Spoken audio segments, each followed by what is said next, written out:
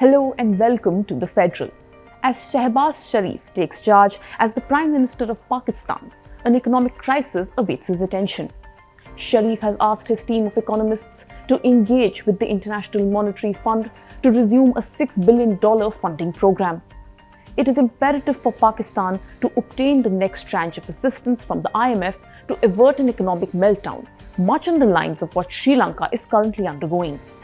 Sharif has expressed concern about economic indicators like the weakening external sector, budgetary positions, and the after effects of the Imran Khan government's energy subsidies. He has directed his team to prepare a comprehensive economics reforms plan to come out of the crisis. Presently, Pakistan has just enough foreign reserves to meet 2 months of imports. To move forward, Pakistan needs funds immediately. For the period up to June 2022 alone, it requires around $14.1 billion in foreign exchange to fund its imports. This is a big amount, considering its central bank has forex reserves of just $11.3 billion. The country had signed up for $6 billion 39-month funding program with the IMF in 2019. The IMF had set forth certain conditions, and since Pakistan could not meet them, the funding has been stalled last year. A $3 billion tranche is still pending. Pakistan's efforts are aimed at securing this tranche at the earliest because the deal expires in 5 months.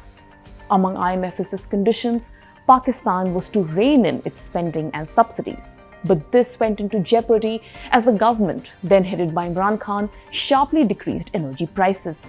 The energy subsidies cost the exchequer 372 billion Pakistani rupees.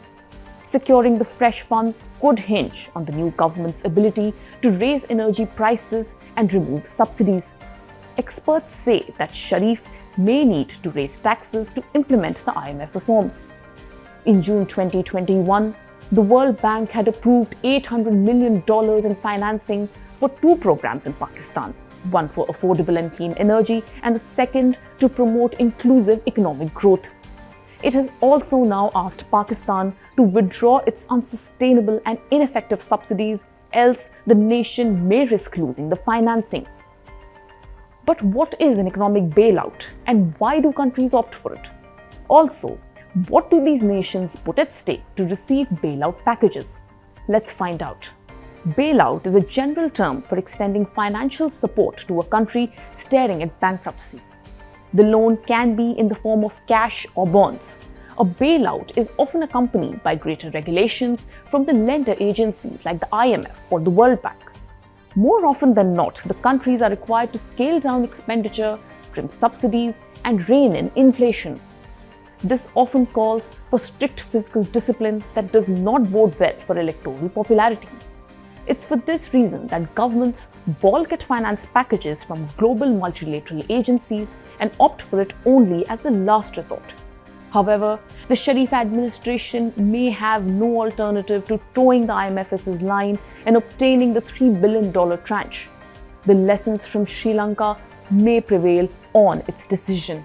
For more such videos, log on to thefederal.com.